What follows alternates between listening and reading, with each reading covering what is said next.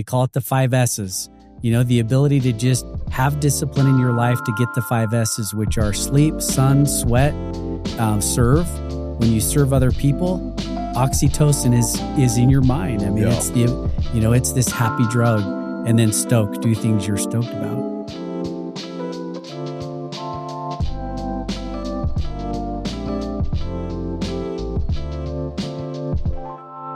Welcome back to Case Studies. I'm here. I wouldn't even say friend, because this is actually the first time that we've met, but I feel like I know you. And a lot of it comes down to me following your career on LinkedIn. And then also like you being a big fan of Case Studies and the podcast. And just given like the best vibes and the best feedback. And ultimately kind of it created a friendship and got to, know you a little bit better and learn about your business, which kind of led to, would love to have you come on and talk about that journey. And so anyway, I'm, excited to spend some time with you. It would be an understatement if I didn't say that I have a man crush on Casey Baugh. So for a number of reasons, but as I followed along what you're doing and who you have on and the way that you think, talk, communicate with your guests, in my opinion, the future is in need of the Caseys of the world. And I say that partially because of where I grew up, my journey, but where I'm at today, owning multiple mental health companies, people are struggling, especially the 15 to 25-year-old. And in my opinion, one of the solves that demographic needs today is they need to hear from real influencers, not people who are trying to, mess with the algorithm to get them to follow, but people who have true lived life wisdom that they can share in story. And that's something that if you really think about what is popular in our society today, storytelling is kind of a lost art. Yeah. The ability for people who have been in it and done it and had their own trial and struggle, for them to share their own story by mouth. Not someone else telling the story, not a soundbite on media, not the news, but the actual story from the person's mouth. It's rare. Yeah. In full context. Well, and I think that's the thing that's fascinating to me is like when you say influence or influencer, like when I think about influence, I think about leadership. Leadership is influence. But I would, for me personally, I would like say I'm the opposite of an influencer. Like, you know what I mean? Like even like the word, like I just like never any aspiration to monetize or have like that be. Yeah. Like what for me, the drive has always just been kind of this search of excellence. It's this study of excellence and success, and not I think wealth is a scorecard, and I think it's an important scorecard that we should all take super serious, but also like profession is another scorecard that in any profession there's degrees of excellence, and there's somebody that's world class that thinks and acts and does things different. So much for me was just kind of having a process or a system to do this programmatically. And so like, if no one else was listening, I'd still be doing it, because I'm curious. Like for me, I love it. I love the stories, and I'm really looking forward to hearing your story. But it's also really fun when other people like them too. You know what I mean? Like I had this great interaction when I first started doing the podcast where I got this, really great, I need to save it and frame it. It's this private message. It's from a guy who, now has become a friend. He was more of an associate then. But he said, "Hey, I just want to give you some feedback on your podcast. You have some really amazing guests, but you don't listen very well. And I really don't like your voice. And so it has like, it's tough for me to listen to it." And I was like, I don't know how to change my voice. And that was pretty brutal feedback. But like, I actually I appreciated him. Like he was sincere. His delivery wasn't great, but like he was actually sincere saying like, "Hey, you need to listen more." And I think I've listened more since I've got the feedback. So even like to have, independent people that are saying, hey, this is what I like and this is what I don't like. And, these are the guests who I'd like to hear and stuff. For me, it's been so fun. So one, thank you for being a champion. I think we all need champions. Yeah. And, I appreciate, any love that you send my way. And then two, like, really excited to hear your story. Like you've successfully exited multiple companies. So focus more on the investing side for a lot of your career. And now at this stage in your career, you're full blown operator mode, which is unique. Most of the time it's the opposite. It's the opposite. You operate first and invest second. Yeah. You go create your capital and then you go put it to work where, on your end, you're oh, I wish that were the case, man. I mean, and anybody who's never operated, like, it is not for the faint of heart. It is so hard. Well, the goal in the beginning, and we can dive into this story, but the objective for me in getting where I'm at today was to invest in the organizations and be a mentor and a coach to those who were going to operate. Yeah. And what I recognized quickly was that to sit idly by the wayside, knowing I had tools, skills, knowledge, and capability when the team needed it would be irresponsible of me. And so I dove back in, and so that's what I'm doing today. I would love the opportunity to be more passive. Yeah. And yet at the same time, as I look back on the last 25 years of what I was scaffolded to become, I have to just see and recognize that there was a divine thread of I'm in a position I am today to actually be operating and to be involved in it, not just on it. Yeah. So, but do you mind if I start with something I want to read? Let's do it. Is that okay? I love it. Yeah. So I want to just share this. When we talk about being a fanboy of the podcast, you wouldn't believe the notes I take when I listen. I mean, if someone got on my phone, they would think that I'm some Fatal Attraction case studies guy, right? But I want to share this because this just blew me away a week ago. So, success leaves clues, and people are happy to share their roadmap, and very few people even ask. Do you remember who said that? No. You did. Well, let's go. I feel wiser now just listening to it. When someone else quotes you. Yeah. So, think through those words, right? And in our day, we scroll, right? So I'm listening, I'm driving with my 15-year-old son to St. George. We're listening to you.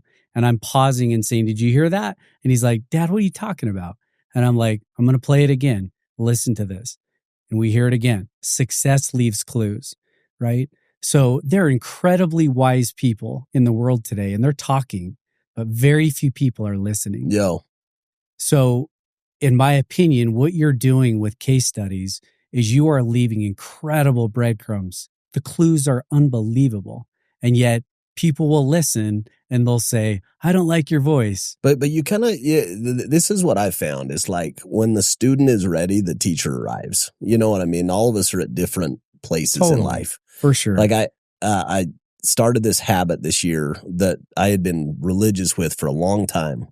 And then I went away from it, which was reading a book a week. And most time it's audible, Yep. And I don't actually know if it's the right habit. I like long form podcasts. I like different, types of learning now. So it's actually like, I don't fully know if I have the right habit, but I'm too pot committed now to go away from it. Totally. But the book I'm reading now is The Alchemist. And I don't know if have you ever read The Alchemist? Not the whole thing, but enough. Pure gold. Yep. But there's this, and I can't even remember his name, but it's this kid, and he's a shepherd, and he became a shepherd because he wanted to travel the world. And so his dad gave him some money, and he bought these sheep, and then he starts kind of getting this call to follow his life's legend or his mission. And then this guy shows up and talks to him, and he says he's King Solomon. And he's talking to him, and he gives him this thing where he has this oil in his spoon, and he goes into this room, and he's too worried about like dropping the oil. And then he goes back and talks to him. He said, did you notice the paintings and the tapestry and all this different thing? And he said, I didn't. He said, you were too focused on the oil. And then he goes back and notice everything, and he gets so excited, and he looks down and he spilled the oil. And his lesson was that you have to notice while you also pay attention to the thing that, and I'd never heard it before. I'd probably listened to this book 2 or 3 times, and I'm listening to this saying like, what is the oil for me? Like, what's the task at hand that sometimes I get too caught up on? And I miss life. I miss my kids. I miss nature. I miss, all like, because I'm so focused on this little thing. Yeah. But then what's the other time when I'm in the clouds and I'm, all over here, and I actually drop ball on stuff that's like mission critical to my family. And so it was fascinating, but like you're kind of bringing up that like success leaves clues. And I'm like, the people that I look up to, they are learners. They are just like always just mopping up. And we talked about this earlier, and I'd love to go back to it. You had said something that my wife had experienced when she was younger as well, which she didn't think that she was smart. And anybody who knows my wife, she's brilliant. Like she's articulate. But she had experiences when she was in high school that led her to believe that I'm not smart, or I'm not as intelligent. Yeah. So maybe, we've talked a little bit about where you're at now, and I'd actually like to dive into your business and mental health and like, because it's obviously a passion project for you. But maybe let's go back to where it all began. Talk to me about growing up. What was high school like? What was, what were kind of those foundational years that led you into kind of the next phase of your career? Yeah. So what I mentioned earlier, is my childhood. To summarize it, I was the kid in class who was called out by tutors all the time. So from a very young age, I knew that my name was going to be called, several times a day in class. So Tommy, get in your chair. Tommy, stop talking to your neighbor. Tommy, right? Some of the saddest moments when I look back of my childhood are not my parents, not how I was raised. I was raised by amazing people, but it would be an understatement to say that my childhood wasn't defined by my inability, I felt like, to learn. So, it sounds dramatic, but I'm just going to say it. When I stood outside in front of my house waiting for the bus, it felt like the prison bus was picking me up. I just struggled in school, and I didn't have any confidence in my ability to sit in a chair, be quiet, and listen with any sort of retention.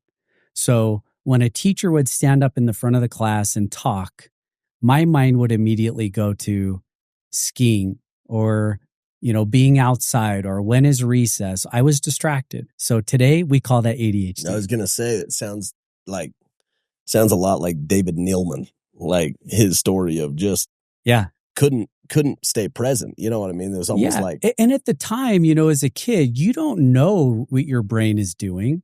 You don't necessarily know why it is what it is. But what you start to do as a kid is you recognize, I get in trouble when I go to school. Like, I'm the trouble kid, and I'm called out of class, so I'm slow. I go to a reading tutor, and the tutor works with me. And so what you start to do is you start creating coping mechanisms for dealing with the stress of being in trouble at school.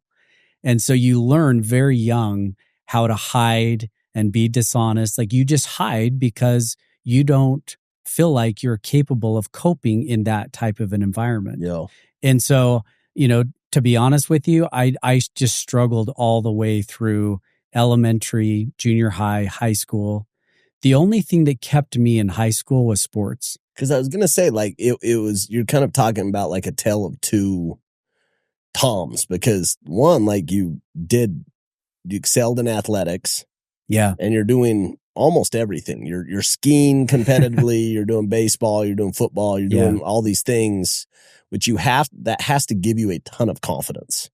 It gave me some confidence. So I knew that I was athletically capable, and my friends were all athletes. And so I had a good, circle of friends who were involved had like a in good sports. friend group. Oh, my friends are incredible. Yeah. Cause where it bums me out for kids, like what like literally tears my heart up, is if you were to take any of those things and then you couple like the loneliness. Yeah. You know what I mean? Like Totally. and I'll run into kids that are just lonely. They just don't have a Yeah. lot of friends, and you can see tendencies they have that Yeah, I feel very differently about that as an adult now. At the time when I look back, in the way that I thought about, the wild kids or the kids who dropped out of school, in my head at the time it was like, well, they're punks or, they're whatever. I now think about that entirely way different different. now. Yeah. Yeah, that they were struggling or battling other things. The truth is that, without really good friends, I for sure would have leaned heavier on drugs and alcohol. Yeah. Because it felt so good to my brain. Yeah. And so the reason I love sports, the reason I love to be on skis going way faster than I should and flips and, extreme stuff is because if you have an ADHD brain, the only thing that brings you peace is to speed up. So when you are physically active, when someone was captures it. Yeah, Tom, drop that cliff. When I'm in the moment, hovering above a 40 or 50 drop on skis, my brain slows down. Like flow state. And yeah. Yes, I'm now in an entirely different place. And the only way to replicate, that speed factor of sports and athletics without doing them is other negative coping like drugs and alcohol.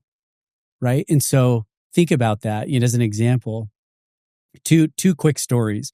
I remember the day that that I moved up a year in football, and I remember my football coach. I think I was 12 or 13 years old, but he showed up at my house and he handed my mom the playbook, and he's like, "This is Tommy's playbook. He's going to need to memorize all these plays." I remember my mom closing the door, and I remember her sitting down with me and saying, "Your coach, dropped off this playbook." And I remember opening the first page and saying, right, you talk about identity, the power of identity. I believed I was a football player and a good one. Yeah. Scored a lot of touchdowns as a kid. But as soon as I opened the playbook and read the plays, I knew that I was no longer a football player. I believed that I was incapable of whatever was on those pages. It looked like a foreign language. X's and O's, not this guy. I don't understand that. Paralyzing. You show me in practice how to do it. Yeah. I'll do it at a really high level. But you tell me to read it in a book, I'm out. So that happened at a young age where I started to disassociate with, I'm an athlete, but I'm not the book athlete. So depending on who my coaches were, dramatically changed of whether or not I was experience. Yeah. Successful. The second thing that happened is at 13, I was in a downhill ski race and crashed. And at the time, I believed my identity among friends, peers, school, girls, Tommy was the racer. So I was racing, 4 days a week. I was on snow. So I was progressing very fast. I had big aspirations to be a ski racer. Well, I crashed in a ski race and tore my ACL. And that was the beginning at 13 years old. Like I look back now and think, 13, I blew my knee out at 13 and all of a sudden, right, the beginning of the end was in sight for me. And so those were really challenging years for me to just think through the things that I am identified as among peers and my friends. The thing that gave me confidence was now being taken. It rocked. Yeah, I got rocked. I think about this, like I'm a big Stephen Covey fan. And one of the first books that I ever read from him was a religious book. It's called The Divine Center. And he talks about your centers. Yep. And how dangerous it is to have centers that aren't principle based. And in this book he uses Christ as the center. Yeah. Later on when his books are kind of more general, he would call it principle centered. But he basically just that your foundation is based on truth. It's based on true principles. Yeah. And, all of us have different centers and they shift. But I think about that experience of you having this center or an identity that I'm a racer. And when that blows up, you're lost. You know what I mean? And you like, literally, it's like an identity crisis where you're like, I got to go figure out who I am without this. And at 13, you just don't have like the tools and skills to go navigate it. I mean, of all times at 13, right? Like you're with friends and peers, and that's when you start noticing who's popular, who's not, who already has their man body versus those that don't. Like, it was a very tough time for me, and I just didn't cope well. I didn't know how to deal with those stressors, at that time of life. And so, yeah, I mean, I really struggled. So the combination of no ability to get high, to get outside on skis, and to really feel my brain slow down and get into that, I wouldn't have called it a flow state at the time, but I was good at it. Yeah. I mean, I was very talented. And so to pull that away was rough. I mean, did you get into drugs, and did you get into that stuff? Like, did that fill the void? Yeah, I mean, I did, but not at any significant level, because not enough to like. My closest friends were good kids. I had two groups of friends. So when I was in sports, I was hanging out with my good friends that had to get good grades to play. Yeah. And were just good. And then I had other friends who were not. And so depending on what was going on in my life, it was who I was spending time with. So, but yes, I mean, I dabbled in drugs, alcohol, some of those things, but also I was raised LDS, and a heavy dose of guilt and shame is always, part of the, the prescription there, which, we can talk a little bit more about that, but I just didn't get heavily off track too much, because I really wanted to be with my good friends, and they were playing sports. And so that's where they were, that's what they were doing. So yeah, I mean, luckily, looking back, even though I was damaged in ski racing, I could still play other sports like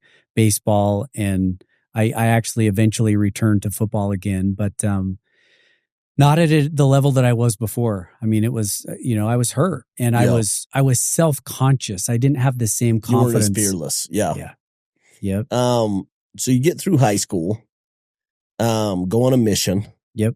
Where'd you go on your mission? Minnesota. Talk to me about that and kind of how that affected life. Changed everything. And give me some context on why. Like, I have my own. I was with a kid the other day. It is funny. There's a guy, dad, who reaches out, and he's like, "Hey, my son loves your podcast." Like, awesome. And he's like, "Hey, could I take you to lunch? It's his birthday and want to go surprise him." And I'm like, as busy as I've ever been in my entire life right now. But there was something about like this guy, he was super sincere. Yeah. You know what I mean? It wasn't like, it wasn't weird at all. It was like, he was really sincere. It's like, yeah, come into the office. I'll order lunch, and like, let's go sync up. And I meet up with this kid, and an absolute stud, but he just dealt with like some severe anxiety. His little brother had committed suicide a couple years before, and that had just been so hard on dad and the family and everybody. And he was in this spot where fear was kind of paralyzing him. And we're talking through things, and brings up the mission. And he's like, I've thought about going, and he's 20 or 21 years old, so it's, a lot of his buddies have already gone out. And I just told him, I was like, my mission saved my life. I was like, I was not in a productive spot. I was, drinking and, doing drugs, and just my priorities were just small and out of whack. Like for me, like my life revolved around my high school girlfriend and playing college sports. Yeah. Which, looking back now, it's so obvious to say both of those weren't going to be weren't going to go put you on the track that would optimize your skills, but that was all I knew. And I just told him, I just said, if you have a chance to go, and end up getting a message back from him, and he'd put in his papers, and he's going to go on a mish. But I know that experience for me, and it was like, there was a fork in the road, and it put me on a better track. And so I'm fascinated to hear kind of what it did, because just seeing where you're at today and hearing about your high school upbringing, something clicked along the way where you did figure out how to learn and learn really effectively, because now you're Yeah. a learning machine. Well, it's nice of you. I don't know about that, but when I look back on that time frame, a couple of my close friends had served missions. I was dating a girl that was amazing, and I was raised in a household of, a father where he was in the stake presidency for 18 years. Wow. So LDS culture was all around me. Leadership was, around me. And yet my parents were not preachy about it. They just lived it well. Yeah. As I look back and I think about that time frame, I was so hungry for self-discipline. I was so hungry for wanting to just be proud of who I was and live in my own skin with confidence. And so I wonder at times, if I had a military family, would I have joined the military? Yeah. I just wanted self-discipline. And more than anything, to be honest and frank, I didn't want to be at home. I didn't feel like I could be who I am at home, not because my parents were not great, but I'm deeply, fiercely independent. You just need to grow. I needed to get out and I needed to be gone. And because the LDS step was, a credible step, and that's where you go to earn respect in your community and your tribe, I chose to serve a mission. Having said that, I knew from even at a young age, I didn't ever like church.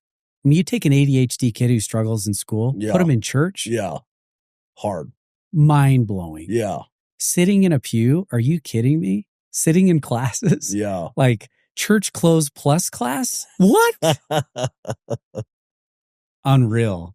So, and I hope people don't take that offensively. I'm just not that guy. Yeah. And I wasn't as a kid. And so, looking back, the fact that I was willing to go on a mission where you are in church clothes every day, it tells me how hungry I was for just structure.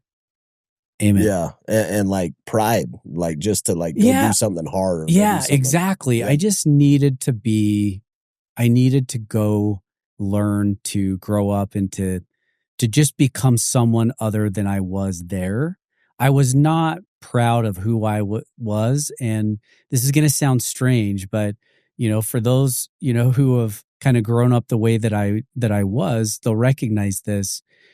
I remember thinking about 18 and a half years old, I'm the worst decision maker on the planet. I am not good at making good decisions. Every decision I make seems to turn out bad. People get mad.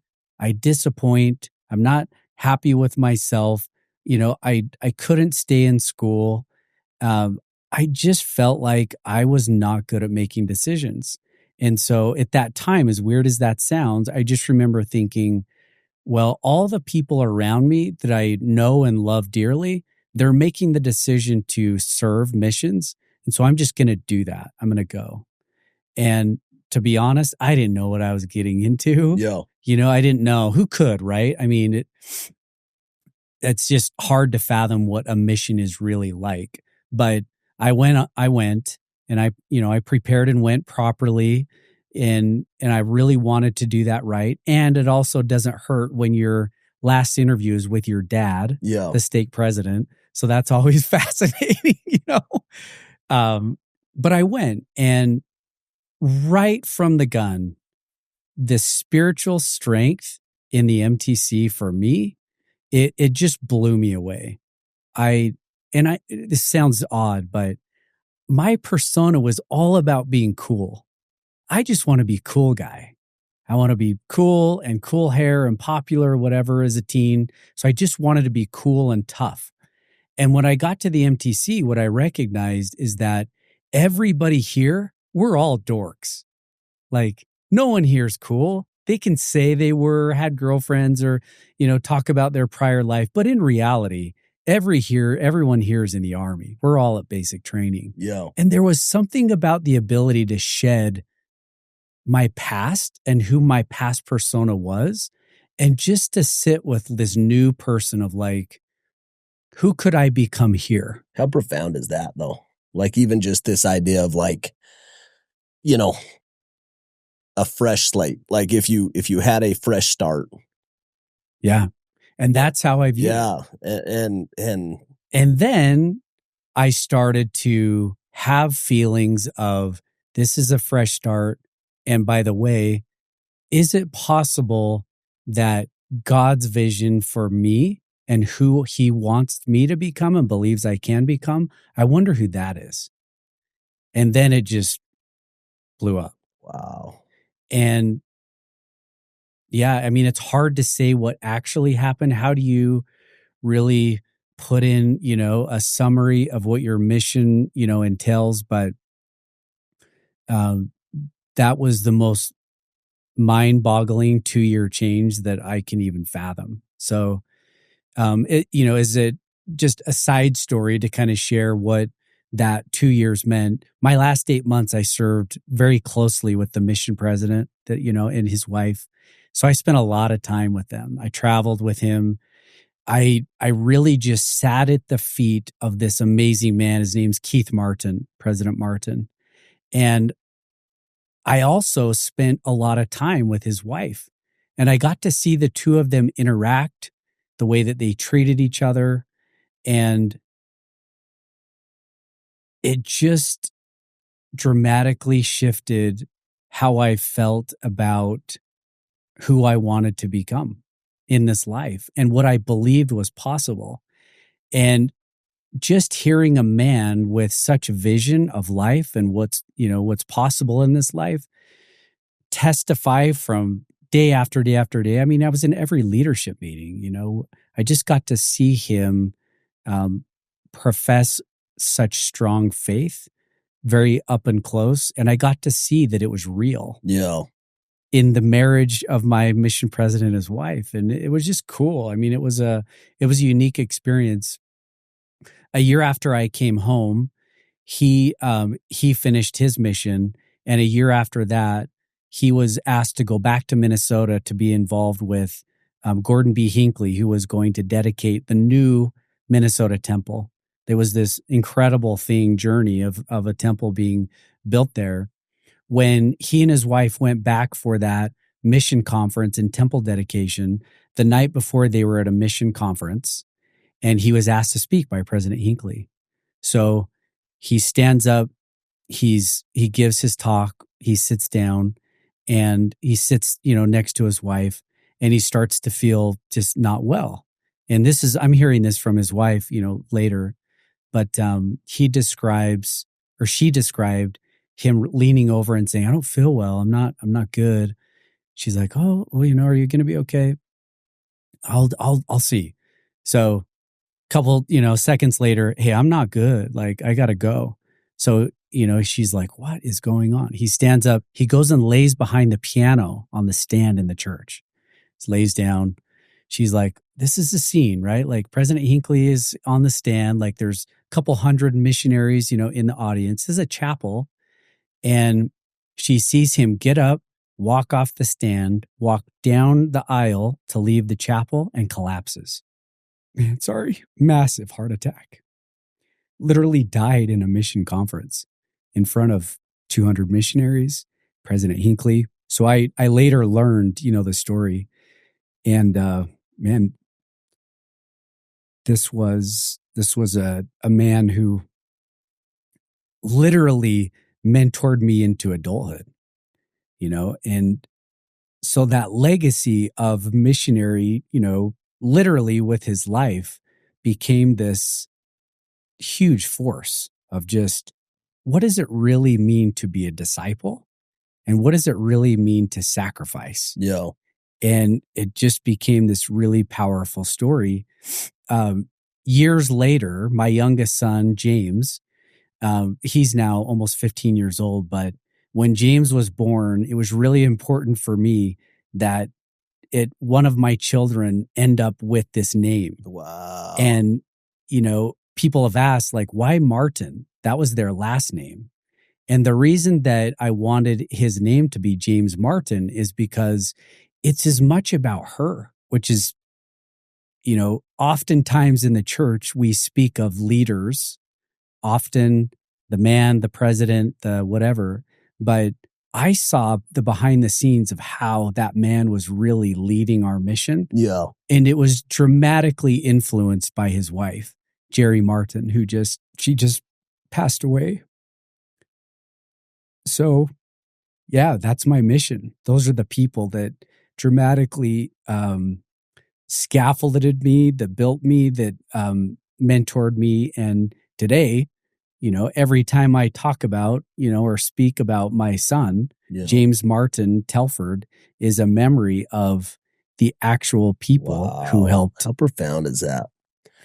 Like you think about that experience and just like that miracle, like literally that life miracle of like, this is the track I was on. This is the exit track. This is the entry point. This is the exit. And a leader that like had that profound effect. I had the same thing. I remember going to the MTC and, hesitate to even say it out loud, but like I just thought I was better than other people. Like there was some pride, and like if someone was the band kid or somebody was something, I would have been too cool to hang out with them when I was growing up. And so it was this experience of going through and just actually like seeing people where they're at and getting to know them and like realizing like everybody's got strengths and these kids that I used to think were different, I was actually the one who was off and they had everything perfectly figured out. And that's humble medicine to actually, go through it. But there was also like, there was kind of this feeling of like, everybody is so prepared for this. And I'm so unprepared. And like feeling, a lot of kind of insecurity. I still remember go to the temple, and this is when we're, you're at the MTC, and my mission was in Oklahoma, but it was Spanish speaking. And I still remember having like this like profound, to this day, one of the most impactful experiences I've ever had, where I was like really down on myself. I was kind of, didn't feel like I'd put in the work to be kind of ready.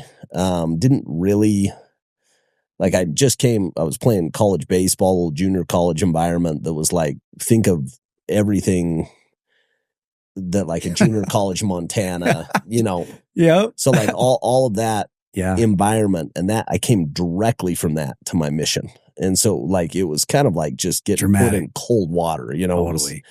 So different. And I'm just kind of searching, and I still remember like just praying and just saying like, hey, like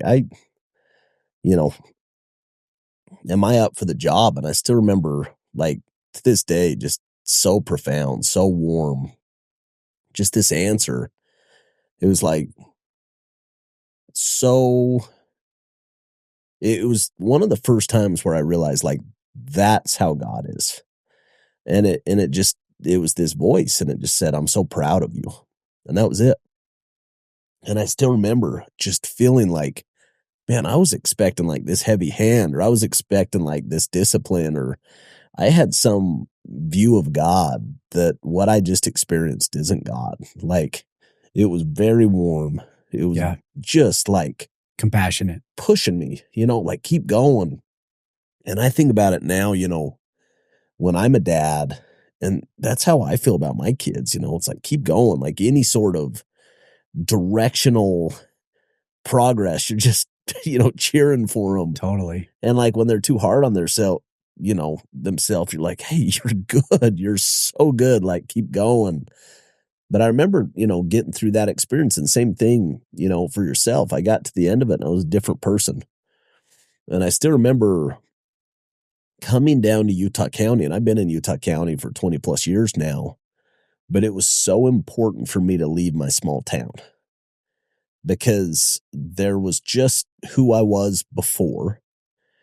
And then there was this experience of change and kind of getting a more clear picture of what I wanted to be. And I just needed to be able to keep going. Yeah. With a fresh slate, with a new opportunity. And I saw so many of my buddies that went back into that same environment, and you just you kind of go back into what you knew, and you kind of adopt some of those habits that were so normal and routine. And I just, that for me was really important to get out, Absolutely. and I the other one was, I still remember my parents doing my laundry, and I was like, you go from like this heady, independent experience where you're like leading people and you're making decisions and you feel like you're making this impact, to my mom's doing my laundry. I was like, I got to get out of here, and it's funny how like those experiences shape you, they're very intense emotionally, where it's like this urgency. So you go have this experience where you kind of go from being a lost kid, to all of a sudden coming back with swagger and confidence.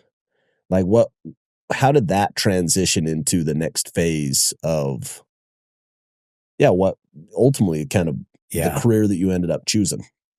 When I came home from the mission experience, I felt so confident in who I was. I was just comfortable in my skin at that point. I knew, that I was capable, that I could learn. And I just felt, I don't know that, I was arrogant per se, but I definitely came back with this thought of, I have all upside. It's all upside for me now, And so in returning, I mean, this is crazy, but this literally is when it began for me. Day 2. So home, show up. While I was gone, I had 7 new family members come into our family. My parents moved, and I had a brother get married, a sister get married.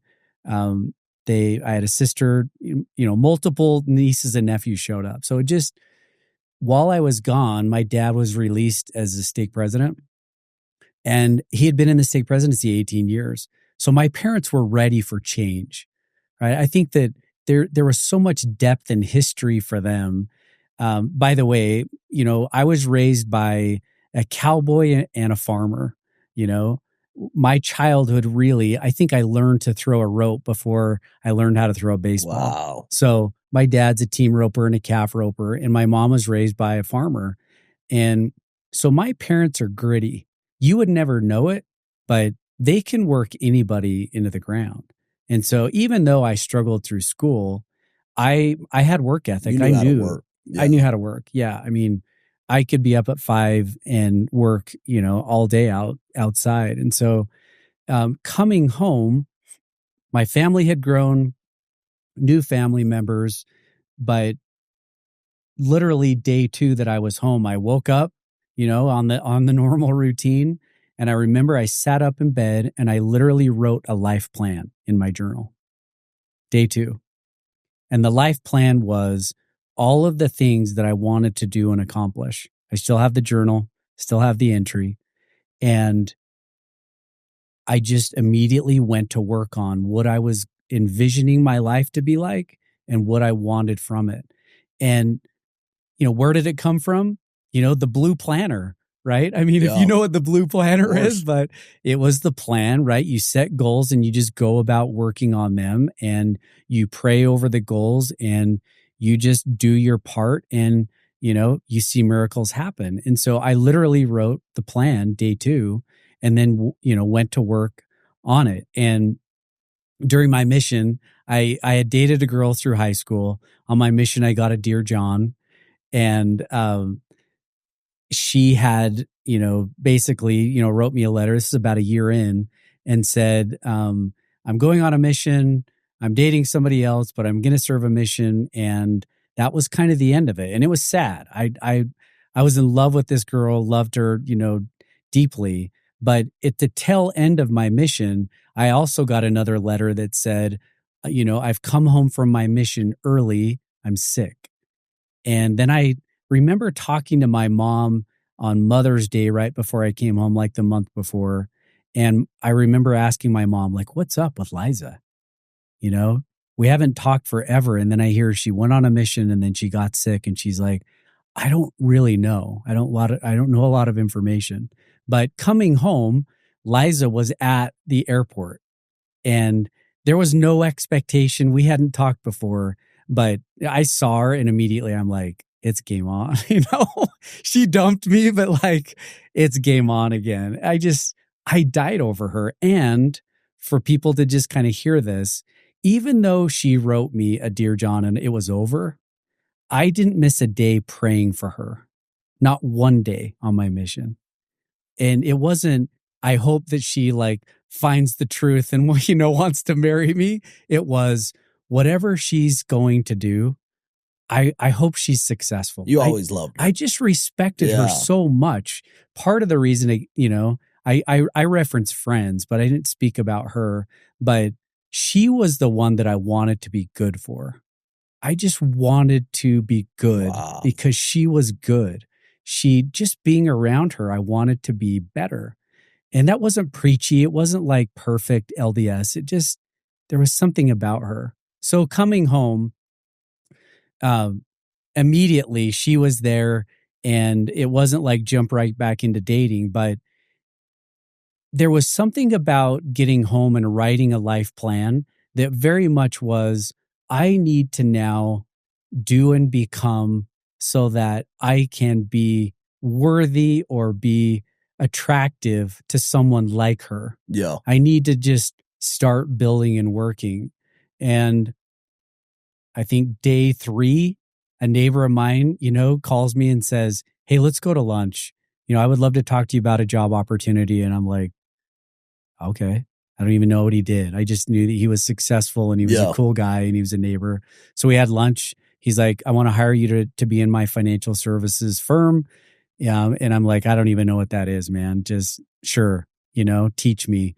So I started working with him immediately, and very quickly I could just start to see a vision for what he had done and what he had accomplished. And so that was these just small seeds of like a vision for what could be in my life. And yeah, that was the beginning. I had no money.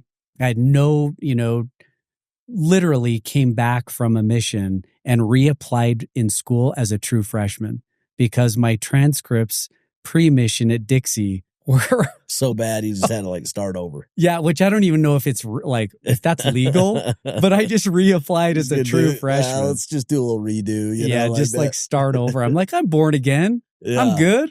So yeah, I just reapplied at Salt Lake Community College. That's, my parents were kind of the grit and grace plan. Like, we taught you how to work, pray, good luck.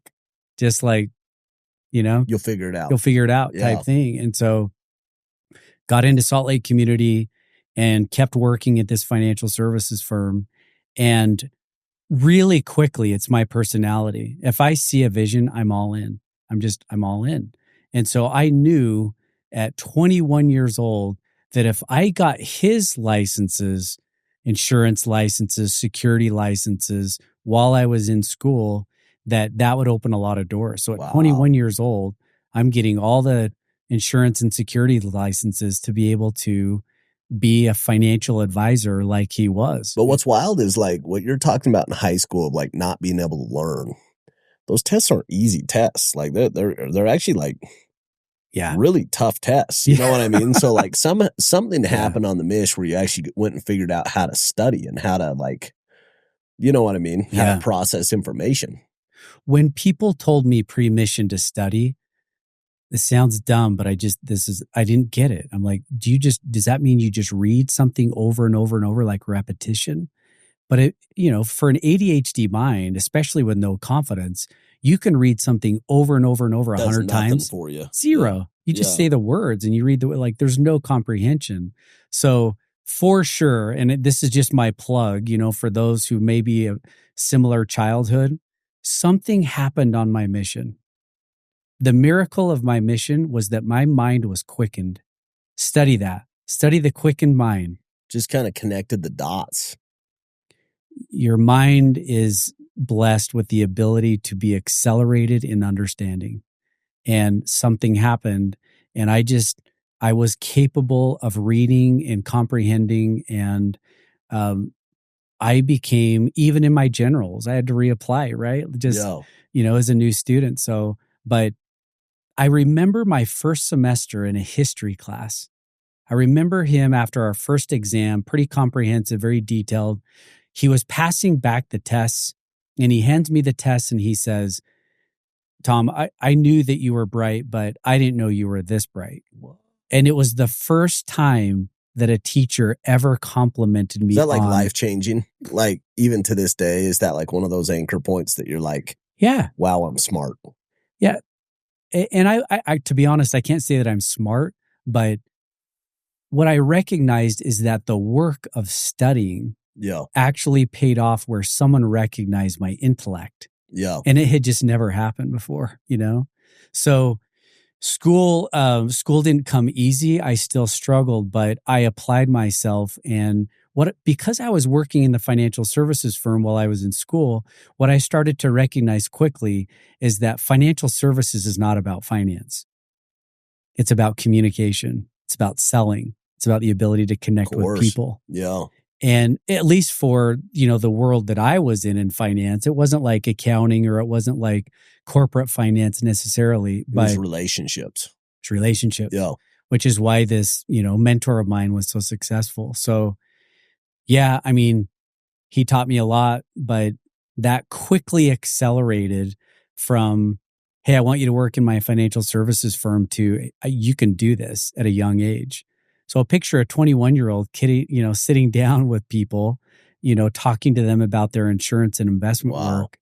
And so, I mean, even before my 1 year mark, I was talking and sitting in meetings with people. His whole business model was doing seminars and people were gathering over lunch and learning. And I just got to see him present in front of groups. Wow. Got to see sales meetings.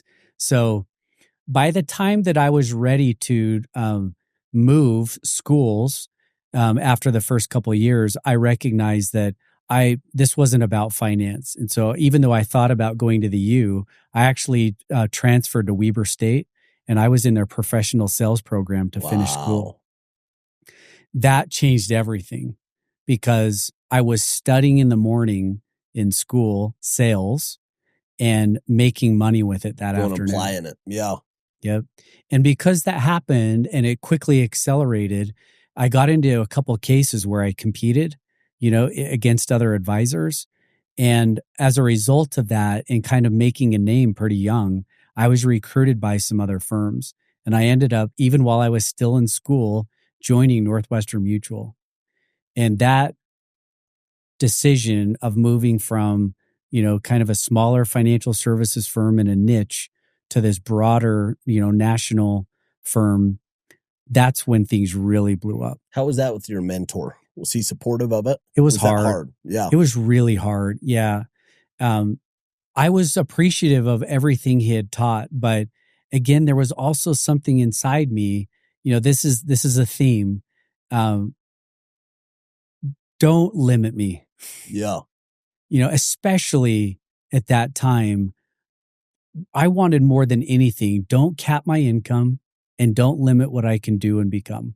I just felt very strongly at that time that what I wanted more than anything was no limits. Yeah. Don't put a governor on me. Yeah. I just wanted to see. You just didn't have that ability in that role. That there was some restrictions around you that you just couldn't. What I started to recognize is that your relationships were the gold. The trust was the gold. Yeah. And whatever the client needed, you needed to be able to go find it and offer it. And so I just didn't want any limiters. And so that's when I, jumped ship, and Northwestern just opened up a whole new realm for me. And Northwestern Mutual has a college agent program, they call it. So you can be an advisor while you're in school. Wow. And so I was doing it full time. And, at that point, I'm married now. And it's funny, the last awards banquet that I attended as a college agent, I was the #1 producer in the country for Northwestern. And my wife was on stage with me pregnant, and the rest of the, the college, kids were there to party and just, have a great time. But I was doing financial services full time while I was going to school full time. I mean, my senior year in college, I finished making $80,000. Wow. And for me at the time, it was like, I can't even fathom. Life-changing. Yeah. Yep. Yeah. And so that awards banquet, when I finished school, I met two other guys there that day, one of which became my next mentor in Newport Beach.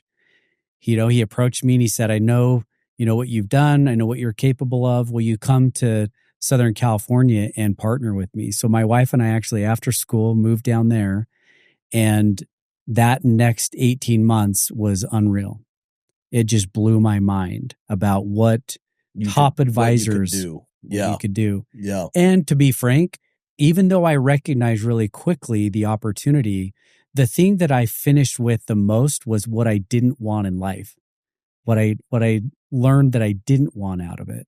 And so even though I knew the income upside and the opportunity was significant, my takeaway from that time frame was I still want to maintain my values and core integrity. Yeah. And so that experience, we actually were in California for a year and a half. We moved back.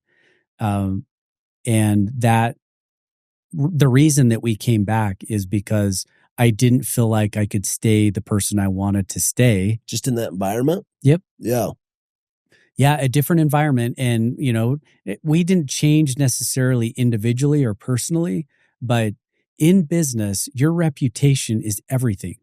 And who you're partnered with is everything. Even if you're not them, your partners become part of your persona. Yep. And that was just a key thing for me of what I wanted to, do and become. So the other takeaway from that time frame was that even though we had moved back, I had made an inroad with a gentleman who I flew back to Newport Beach to go to a meeting to hear this guy speak. And that meeting that I went back to changed everything. It shifted my mindset from being from individual planning to institutional, financial services. Wow. It's a big shift. It was. What I learned from him was that you can work with an individual pocketbook and then you can work with an institutional pocketbook. And so the transactions that I was used to were $1 million, $2 million, $5 million to 20, 30, 100 million. It just changed the whole game. Yeah. And I heard him speak. And again, I'm 20-something-year-old kid. And I remember thinking, why not? Why should I not think bigger, and more capable than I am today? And so I went back to Utah, flew back, told my wife, hey, I just learned a couple new things I want to try. And she's like, well, what does that mean? I'm like, I'm just going to cold call some really big organizations and see. So we joke about this today, but she walked in on me. I was in a basement bedroom and I'm sitting at one of those little Tykes kitchens, the little plastic kitchens. Just working the phones. I'm sitting there on a little plastic chair at the table and I'm on the phone with the CFO of Zions Bank. How sick is that? You're just like literally gonna see. on the kids' table. Just gonna mix it up.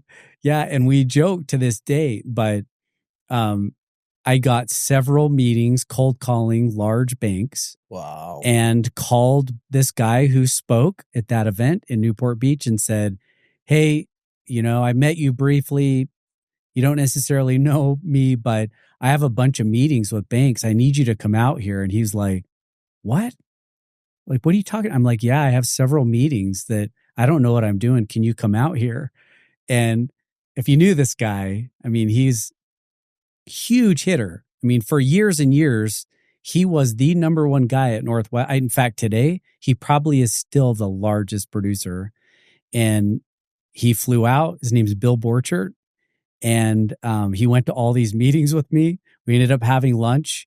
And that day he said, was he just like blown away? Like, how did you get these? I don't know who you are. I don't know what your deal is, but do you want to partner with us in this firm called BFS Group, Bank Financial Services Group? And I'm like, I'm in. I mean, you teach me the rules.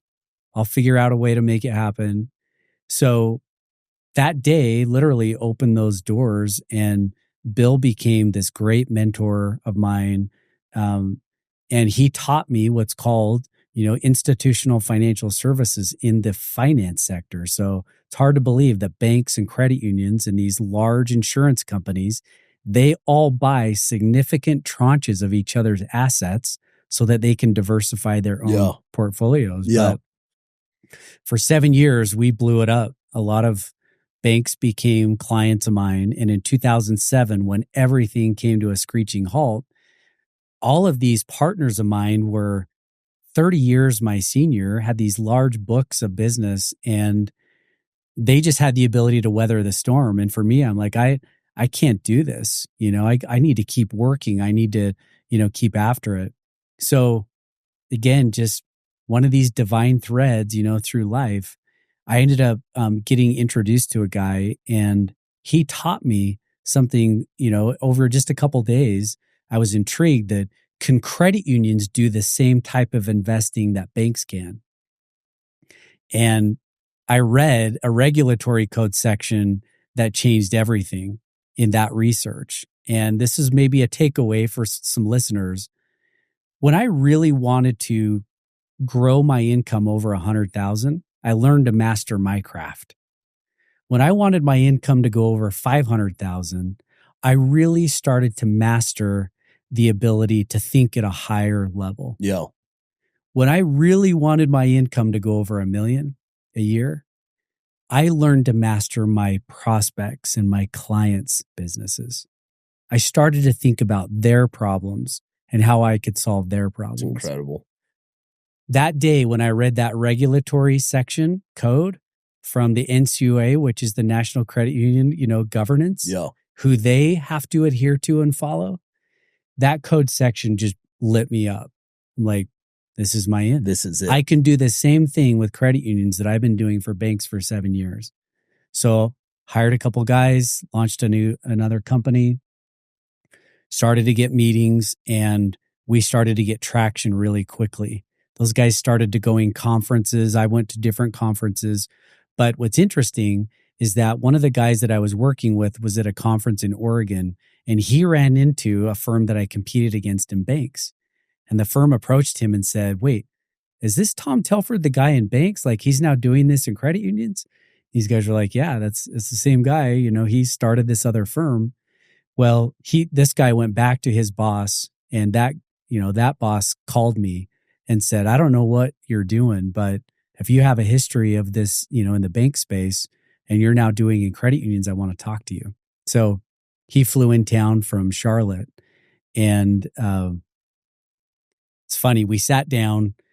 For some reason, biking was brought up, and I'm a wannabe cyclist. I ride anything. You love it. I love it. It's my thing. And he's a cyclist. And, we talked 5 minutes of business and 3 hours of cycling. And at the end of that meeting, it was like, hey, we're going to build a firm together. So that day was basically the groundwork for, joining our firms together. And we did it over the course of about 6 to 8 months. But the next 8 years, we just went on a tear. It was the treadmill of dreams. You just knew that, like, it and I'm listening to this, and it's so fun because I don't know if you've ever gone back and listened to like the Steve Jobs Stanford commencement speech. Yeah. But it's, so profound, especially it gets even almost more sacred now that he's passed away. Yeah. But he talks about this idea of like connecting the dots and how hard it is to connect them looking forward. But as you look back, you see these experiences and you say, I never could have done this if I wouldn't have done this. And I never could have. Yeah. And I'm just listening to your story, thinking about just, this next door neighbor getting you into this world at such a young age. Yeah. And you learning how to sell at such a young age and cold contact and prospect, and then up leveling to this, different thing, and then getting into selling banks, and selling kind of these enterprise or commercial type customers to this adjacent industry in credit unions that's basically the same thing, but it's an underserved market that, you're kind of starting over.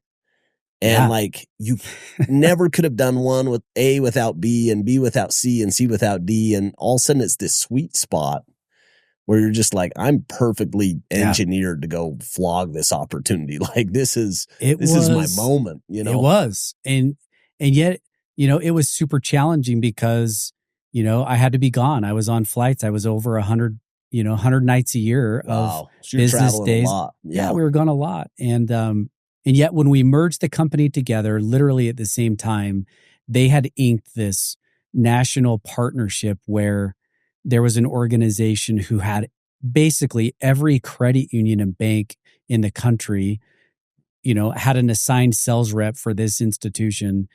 And so even though we were 5 reps at this firm, we had 200 really driven salespeople who were out contacting their current clients saying, we need to bring these guys in. And so, I mean, I just knew every time I got on a flight, the checks were big. Something was happening. They were not like, oh, we closed the deal. It was like, it was unbelievable. So it was worth the sacrifice. Like this was one that you knew, like, hey, when I'm signing up for it, you're not wasting your time. Like, and sometimes you don't know. You know what I mean? Sometimes you're like, it requires more faith.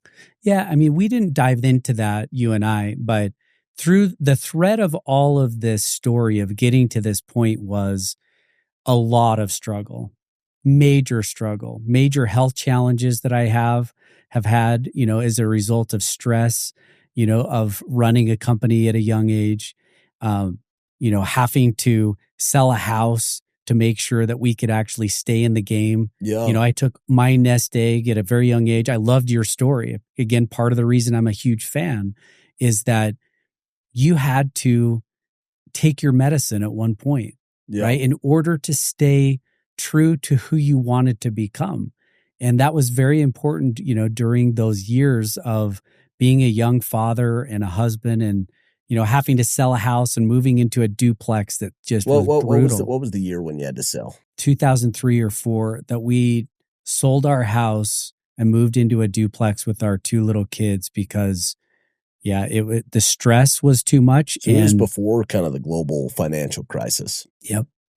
Because like what I remember from that 2007 was anybody that was in a job like your job or my job, sales or services or real estate or mortgages or insurance, like it felt like the spigot just turned off and stayed off for a while. Yeah. You know, the fear at that point, anybody living, you know, that went through their career, it was paralyzing. Yeah.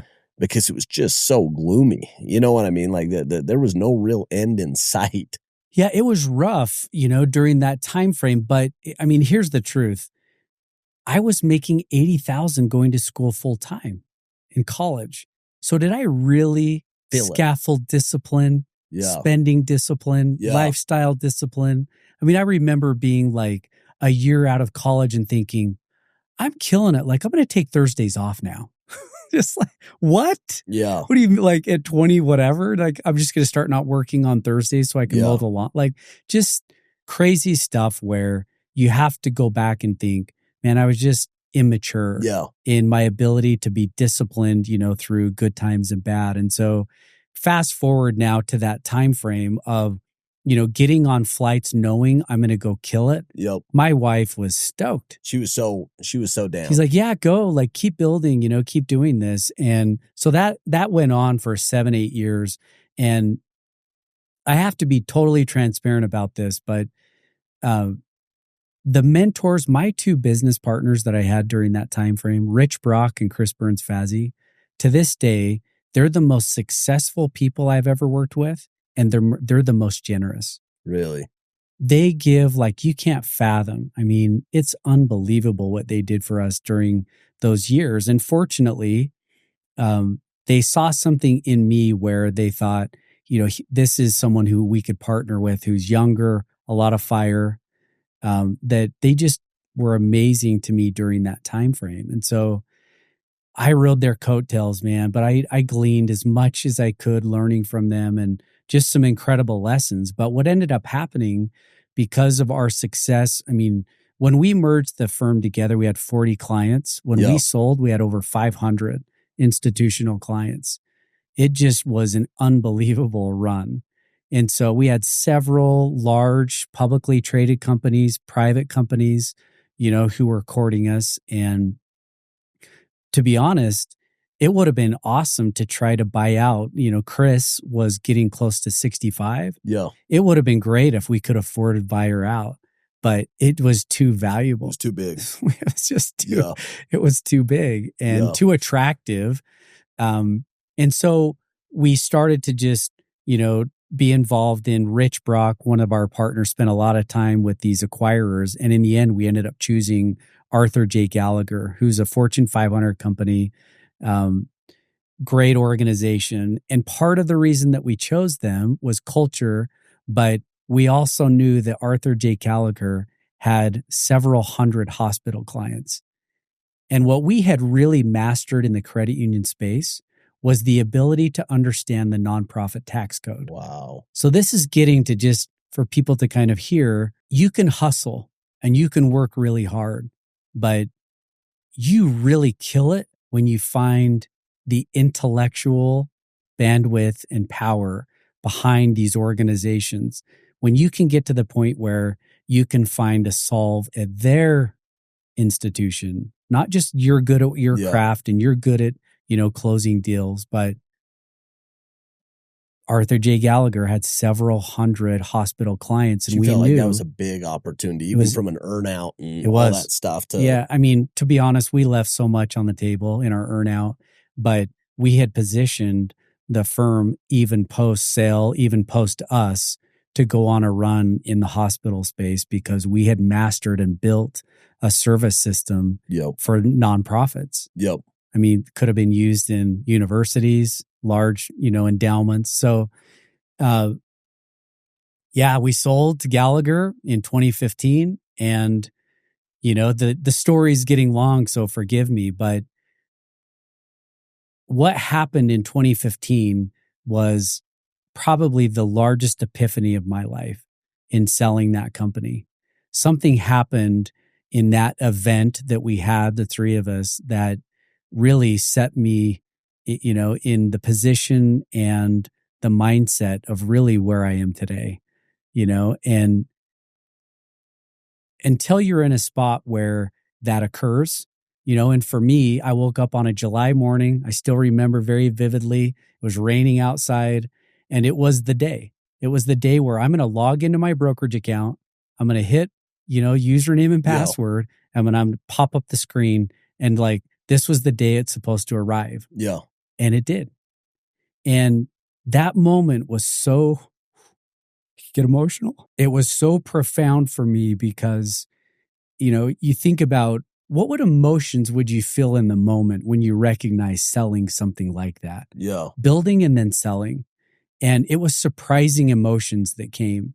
The first emotion that I have, I speak to graduating students often and I tell them this story.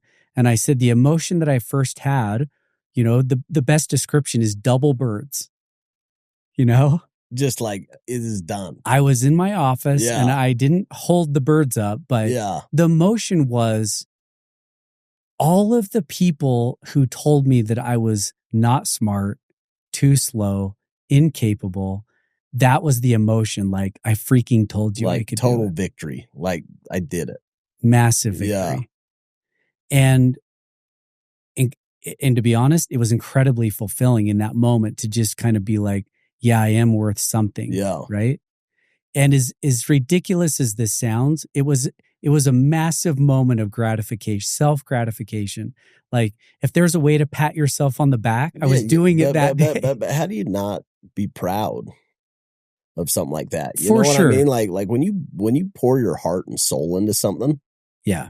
Like, it is so, first of all, it's hard to build a business. Insanely hard to build a business. For sure.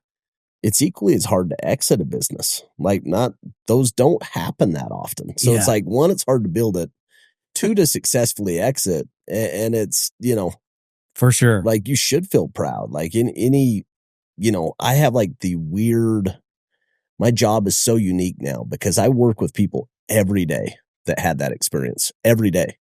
That's our customer, is somebody that built and sold a business and has tons of discretionary income. And you hear these stories and they're all so unique, but they're all very similar as well, which is like, it was way harder than I thought it would be. It took way longer than I thought it would. Yeah. Sometimes it wasn't as much as I thought it would be, but it was still awesome. Yep. You know what I mean? You kind of, and it's consistent across the board. There was an incredible fulfillment in the moment, but there were so many revelations that afternoon that happened in my office of me sitting alone. The first one was this, that pride that I felt of just accomplishment, it quickly hit me almost like a strong spiritual impression. And the feeling was, Tom, self-made is a lie. You're not self-made. Yeah. And it wasn't a moment of like shame on you. It just was a feeling of, it took a lot of people to get here. And a huge amount of people to get here, including your current partners whose coattails you rode. Yep. And granted, I did my part. You know, I mean, there's a story that happened early on in our partnership where, you know, we sat in a large room of our top clients, and the objective was to seek from our clients feedback about their feeling of the firm. Yeah. And it's funny, the story went like this. I was the last person to, you know, around this large conference room table. And we went around the room and every client basically was like, you're amazing. You guys are so good. You're killing it. We love you. And then it was my turn to speak up in the boardroom. And I was the youngest by far. And when it was my turn, I just felt this overwhelming feeling to tell the truth. And I said, we are a really good firm, but we could be much better. We need better leadership other than these two who own the company. And that experience of just speaking up in a large group in front of all of our clients and telling that truth, that I didn't know how that was going to go after that. But that was me speaking up and saying that was the reason that they approached me a week later and said, we want you to own part of this company. Wow. So they saw you. But if I'm like, and again, we don't know each other super well, but when I'm seeing themes, it's you obviously had something that these really amazing people saw something in you that maybe even at that point you didn't see in yourself. From your mission president to your, you know, neighbor there was always somebody that just said, this kid is going someplace and I'd like for him to be a part of what I'm doing. And yeah, I mean, it's a compliment to you, but it's just an observation that like, it wasn't a one-time thing. Yeah. I say it outwardly, hopefully not sounding arrogant, but I say it because I'm picturing again, this 15 to 25-year-old, speak up, just tell the truth.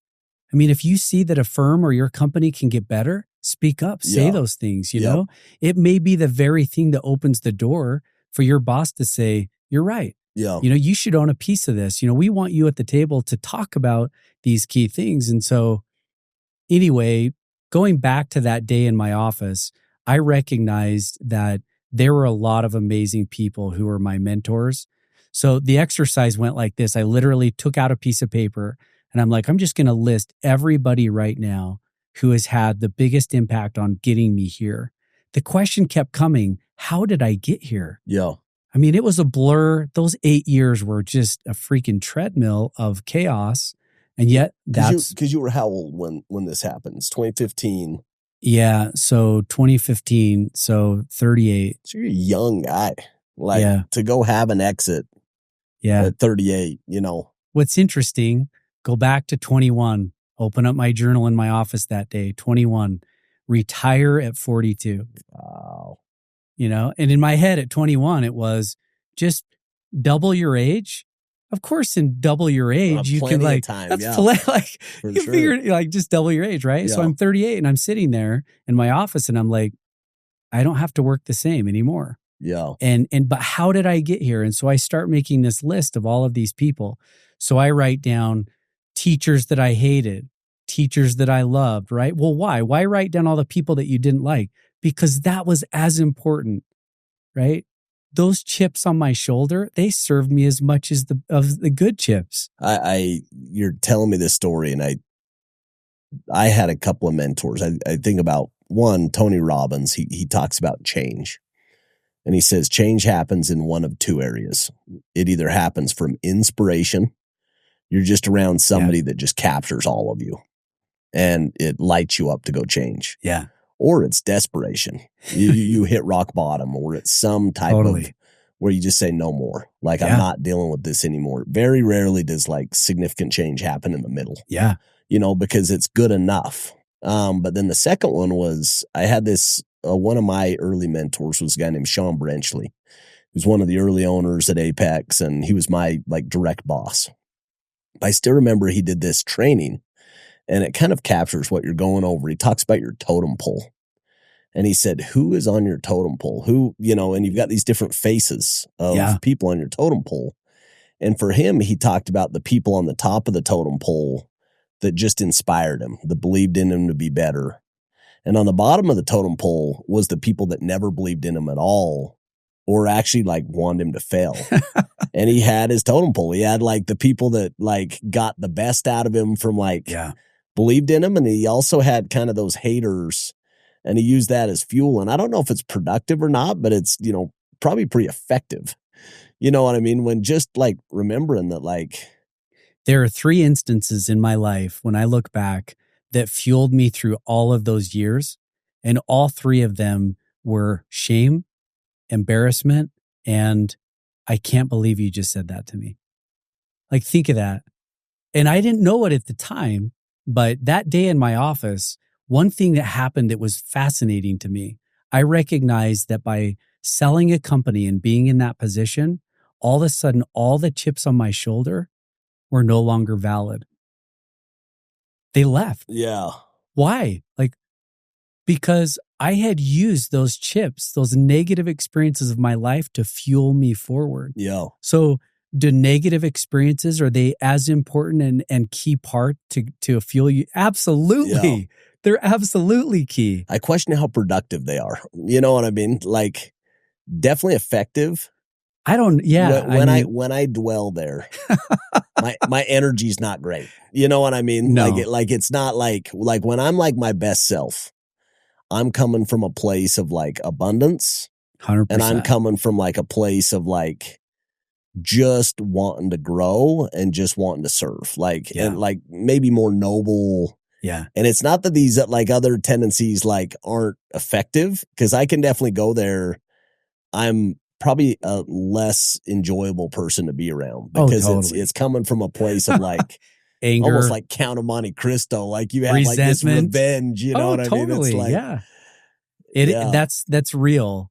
And so if I go back to the list though, and I think through, I made the whole list, and then I remember going through it, and here's one of the key revelations that day. 1, that it was about people, and 2, when I went back to the very key moments of who was involved and what they taught me, it was overwhelmingly women. Fascinating. Yeah. Mom, grandma, spouse, mother-in-law.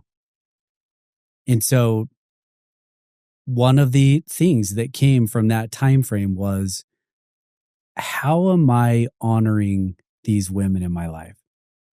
And what would I do differently? How would I live more authentically, knowing that I'm really sitting here today from a lot of great people, but for the most part, the key moments of the key people came from women. Yeah.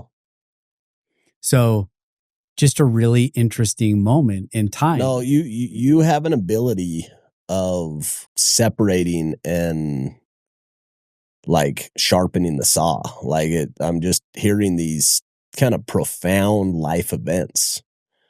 2 days after mission, making a life plan, or, you know, having this big exit, and instead of like just going on like a massive vacay and disappearing, but actually like stepping away and saying like, hey, what did I learn from this process? Like, and who helped me get here, and what am I grateful for, and how do I capture it and document it? Because you just get these tiny windows where the motivation's right and your headspace is right, where you can like really capture it. And it feels like, you know, kind of programmatically along the way, you've been able to like codify those insights and make them part of who you are going forward. It's really impressive. And I don't think it's supernatural. Like, I don't talk to too many people that are great at doing that, but it feels like that's something you're really good at. Yeah, I mean, I appreciate that. I mean, what it did is it put me in the headspace to then say, now what? You know, as a result of these experiences that I've had and where I'm at, and, you know, these revelations, so to speak, that I've had, now what do I do? How do I go forward?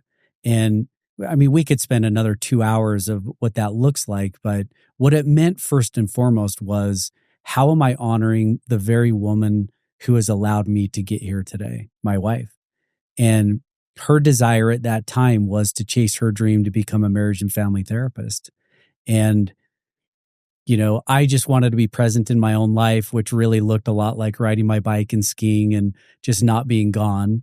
And she said, "You be the house spouse then. I'm going to become a therapist." So she went back to school and became a therapist. And at the tail end of her becoming a marriage and family therapist and becoming licensed, the company that she finished with was a therapy practice. And they approached her and said, "Hey, you know, we know you could leave and go start your own. You're in high demand already. We don't want you to leave. We know your husband's an investor. Would you consider sitting down with us and talking about buying some commercial real estate, put therapists in, maybe partnering with us?" Well, we sat down with them, and it's just how my mind works. I'm so curious. And the process of sitting down with them and talking, I'm like, "Yeah, you know, we can invest in real estate together, but tell me about your business. I want to know about that more." Yeah. Because if I can understand your business, it's going to mitigate my risk. I'm a due diligence guy on investment. I know that. Like, that's what I was trained to do. Well, one thing led to another. We ended up buying a third of their company. Wow. And their commercial real estate. And in the due diligence process, we quickly recognized that there was a significant need for mental health specific assessment and medication management. And so fast forward to today, Levo, which is one of the, you know, mental health companies that we own, it employs men and women who can sit with individuals and assess and diagnose and treat their mental health conditions from a medical or a physical, a biological perspective. Yeah. So Levo doesn't do talk therapy. That's my wife's practice and others who refer to us. But Levo is one of those mental health companies that was launched because my wife went into, you know, mental health care, which took us into mental health. Brainstoke, which has its own podcast, is another mental health company. And the purpose of Brainstoke is really to drive awareness to people. Don't let your mental health get so far that you have a problem. Yeah. You know, better coping. We call it the 5 S's. You know, the ability to just have discipline in your life to get the 5 S's, which are sleep, sun, sweat, serve. When you serve other people, oxytocin is in your mind. I mean, it's it's this happy drug. And then stoke, do things you're stoked about. That's amazing. So I need to memorize those.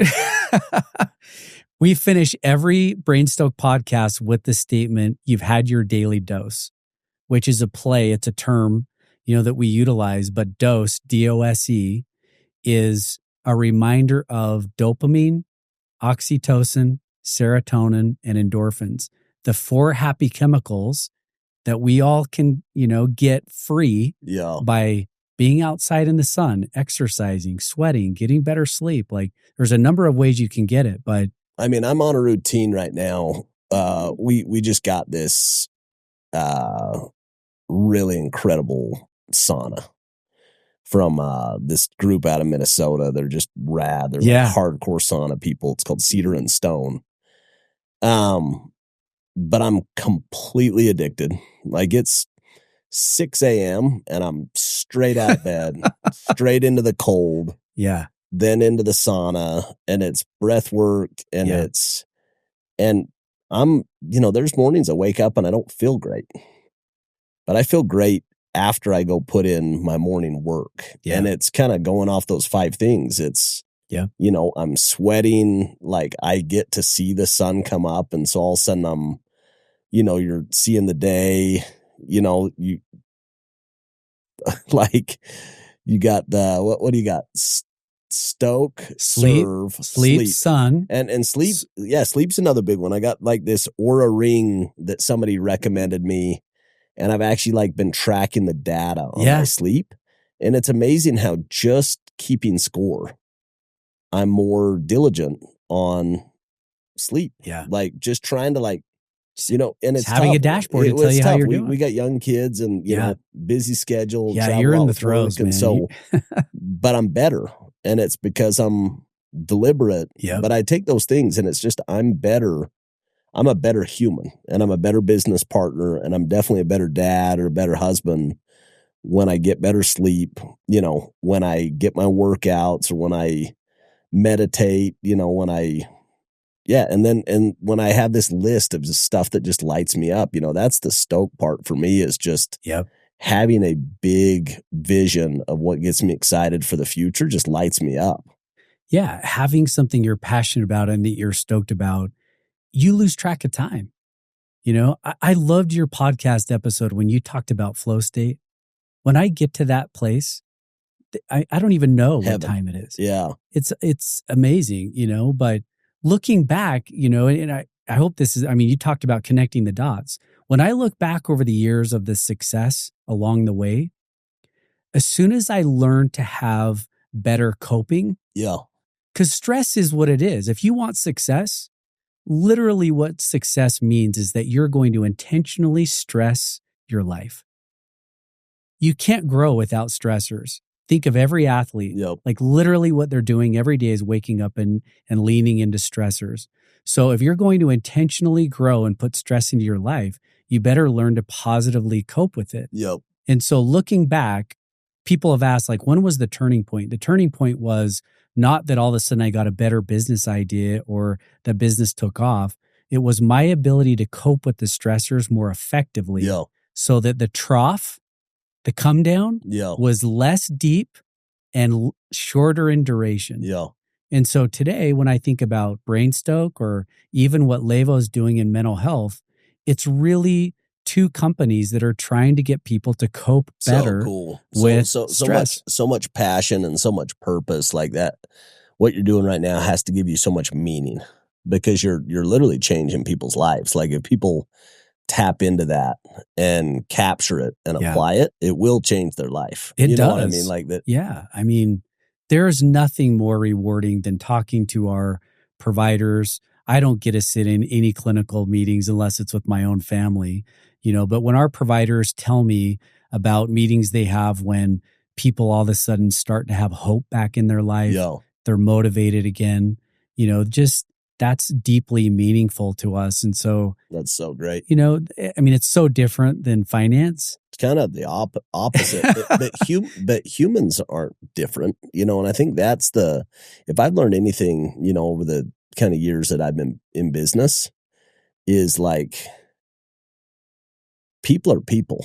And if you can go have like an intimate connection with somebody and you can go, you know, figure out what they're interested in. Like people want to do business with people that they like and people that they believe care about them. Yeah, for sure. You know what I mean? And the opposite's true. You could have the best solution ever, but if somebody says, this person doesn't care about me, they're not going to do business with you strictly. Like it's not logical. Totally. We think it's logical very rarely. Like we buy emotionally and justify it logically. Yeah. And that emotional decision is just, I like this person and they care about me and they listen to me. And it's so true. That's why you kind of had the success you had, is because you figured out I'm in the people business. I'm not in like the hardcore finance business. Totally. It's funny you see that at the tail end of our run. It was interesting to sit and visit with some of our clients when can kind of let your hair down a little bit. The relationship was there. You weren't worried about, you know, creating a reputation with them. And just to ask them, like, out of curiosity, you know, why did you choose to hire our firm, or why us versus the others? And it was interesting. We kind of expected, oh, you know, you had a better yield or you had a better product. Overwhelmingly, it was, we just thought you guys were cool to hang out with. You just were good to us and you were honest and we liked you. You were attractive people, not this inside. They believed that we would tell them the truth and be honest in that relationship. And I mean, the ability just to connect with other humans is key. So we've gone on for a long time and probably could go for a long time. There's a couple themes that are important to me, and we've talked about this a lot, but maybe you could sum it up. Like, talk to me about faith in that journey. You know, you've got kind of religion and then you've got faith. Like, how do you capture, like, how was faith factored for you in the journey? And how has it evolved over time? Yeah, very early in those, 20-year-old, years, it was directly correlated to institution, because that was the institution helped me scaffold discipline.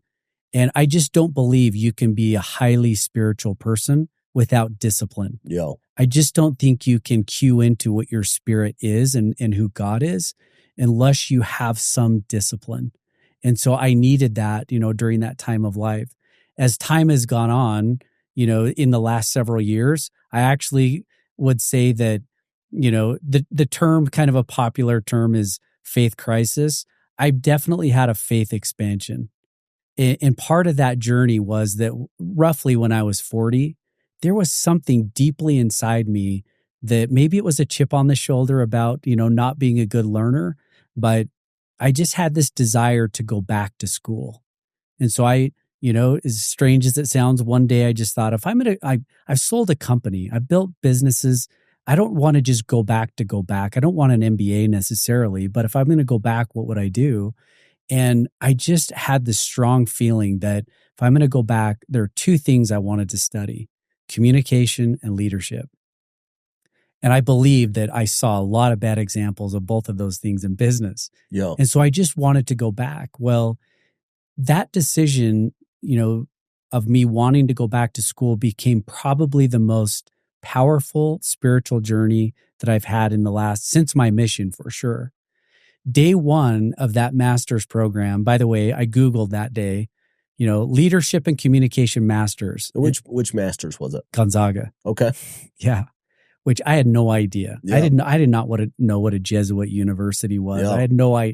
I was totally ignorant. But day one of that program, I expected kind of this superpower leadership, how to influence, people and how to lead.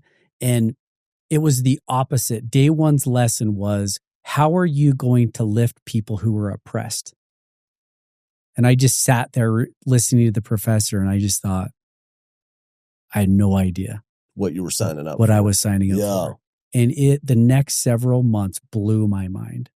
Like, what I learned about faith and God through studying leadership and communication was shocking to me. So one of the things that I took away from that experience was this term called pentimento. It's in one of my first classes that I had. And pentimento is an Italian painting term. And it's a term that painters would use, back when they were painting. It wasn't like they had an endless supply of canvas. Yeah. And so they would learn to paint. And when they would mess up, they would paint over the top of it and then paint over the top of it. And so it was layers and layers of paint. Yeah. Well, what pentimento means is to basically repent or to see and see again. And that journey of getting a master's at that time in my life really taught me to learn to see and see again through a different lens, a spiritual lens. How do you actually show up for people? Yeah. How do you interact with people? And so, to answer your question about faith, my faith has dramatically changed to ask lots of tougher questions today. Questions that are not like, do I do a church calling? Or, how often do I attend the temple? They're much deeper questions about the discipleship truly that Christ showed. They are questions like, what does it really mean, and how do I label my own, discipleship? And so faith, to me, when I think about it now, is much more universal. And I hope this doesn't offend anybody, that listens, but I'm just going to say it. I believe that it is pretty commonplace to make God small. And what I mean by that is we tend to think that God works in certain parameters, and those parameters really have been designed or told to us by institution. And I'm not saying that they get it wrong. I'm just saying that if you really believe that God is, the parent of the human race. That is extremely broad. Yeah. And if you're a parent and you know this, not one of your children you would not do anything for. So if you apply that to a divine parent, what that means is that there is a lot of time and attention to those who are not LDS than those who are. Yeah. Not more, but there's a lot of time and attention to how they are going to make sure that all of those children have the opportunity to return. Yeah. I think about that more than anything else. If I'm a parent and I want all of my children to be in a good place, how would I design that plan? Yeah. Right? I'm a strategist. I think about business every day, all day. I go to sleep thinking about, like, on the grand divine marker board, what is the real plan for all? And those are the questions that I'm asking at this stage of my faith today. That's cool. That's really profound. I went through a similar experience. I went to Harvard and I'm doing this executive program, and it's the entire world is sitting in a room, like literally the entire world, almost, 50 plus countries. And it's not anybody, it's senior people that are like exceptional, but it's every ethnicity, it's every religion.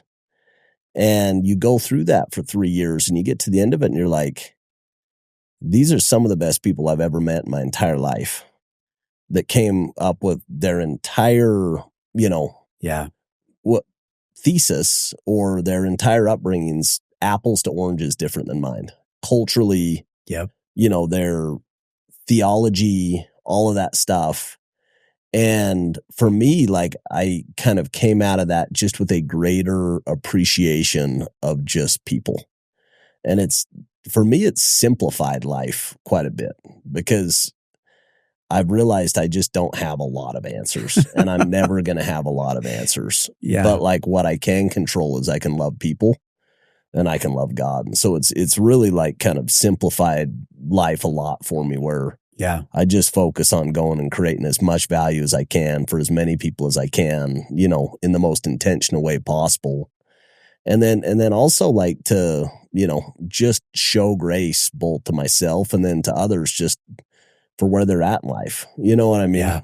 And it's obviously a journey, but it's fun for me to just hear successful people that have not only succeeded, that have a great marriage and are, striving to go raise great kids, but also, that element of meaning and spirituality and faith is just one of those things that, all of us, we got to go address, you know what I mean? It's an important part of the puzzle. It is. Yeah. It's definitely part of mine. And by the way, you may not have a lot of answers, but part of the reason I'm attracted to what you're doing is you ask the right questions, the questions that are meaningful. When people sit here, you're asking the right questions, and I respect and see that and value that more than ever. People who ask the right questions, not what's going to get likes and views, like ask the right questions, And so your question about faith, I think, is a brilliant one because that can be so many different paths for people. Yeah. When I look forward now about faith,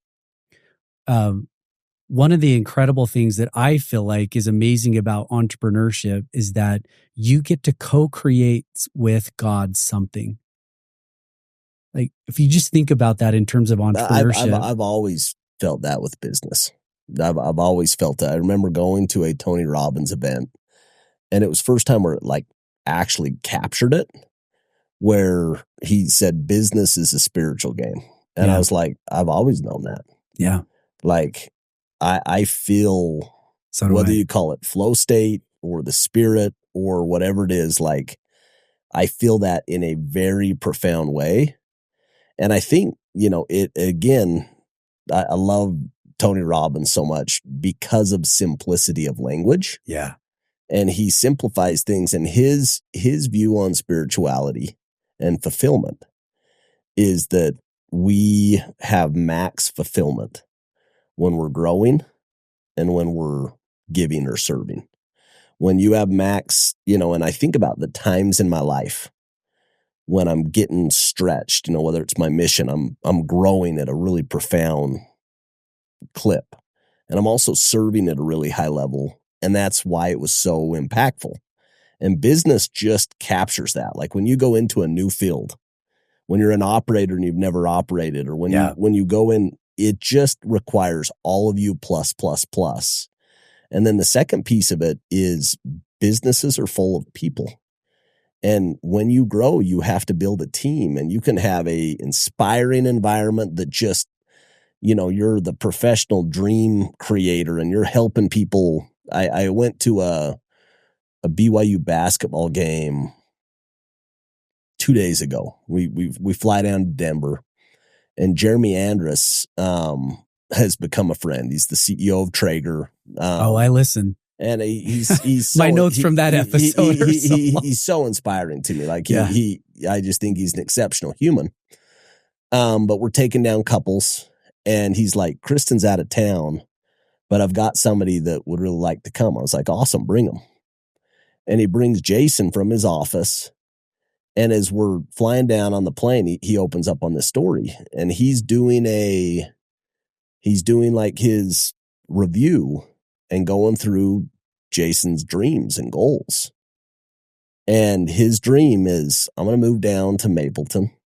I'm going to teach at BYU, and I'm going to go to every sporting event. He's an absolute nut. And so Jeremy hears that, and the next day gets invited to go on a private plane. And he's like, Jason, like, this is it might not be Jeremy's dream. Jeremy likes it.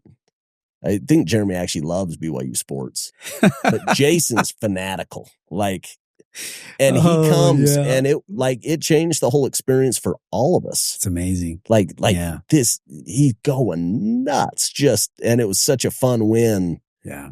But I got like this message from him today, and he's like, that was just like such a special, but this was a extension of Jeremy caring enough to do the interviews and to actually listen and to go figure out what lights up this key leader in my organization. And how do I, that's a spiritual experience. That's a human connection. Yeah. A spiritual that all of us, when we look back, we say, man, that was a special game, but it was also like special because of everybody that was there. You know what I mean? That's so cool. Anyway, the one last thought on that point that I've thought a lot about coming here today, and you had asked me about faith. Because of my experience that I've had the last several years, I now ask the question, where is it taking me next? What am I doing today? What have I learned today? And if I truly am a steward of where I'm at, then there's going to be a responsibility to use what I've learned going forward. And, I think about that often. And in my gut, in my entrepreneur brain, I feel like there is a unicorn inside me still to be built. Yeah. It's still there. It's out there. And ironically, I started with this quote that it was from you, right? About the ability to share what has been learned in a profound way for others. That is the one remaining thing that I know I have to build. Yeah. And so thank you. No, I can't wait, can't wait to go see the next chapters because you're still so kind of you. I mean, you're young, like you're on the front end. And I think about longevity, and I think about just the nature of like what the next 50 years are going to look like for the human race. And it's just all of us are going to live longer. We're going to live with higher productivity and higher capacity with more tools.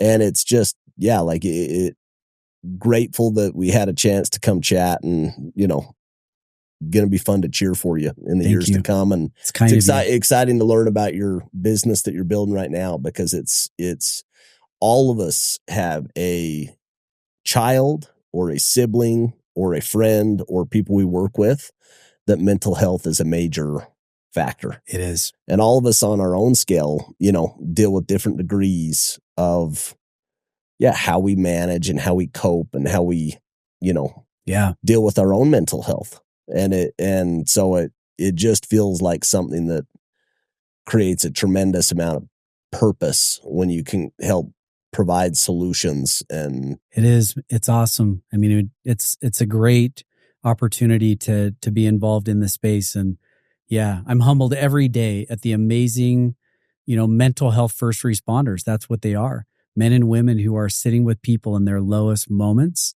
and just huge hearts out And your there. wife's just in it and she's just like charging it and loving it. Yeah, I mean, it's exhausting, Yeah. but she's so into sitting with couples. She loves marriage therapy.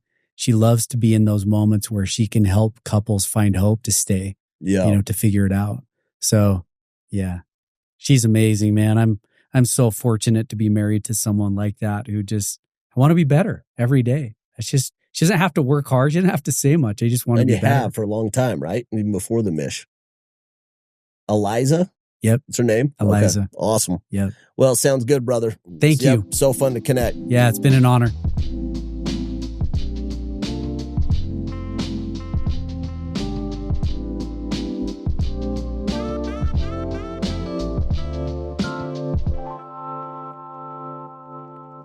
This podcast is brought to you by Sandlot Partners.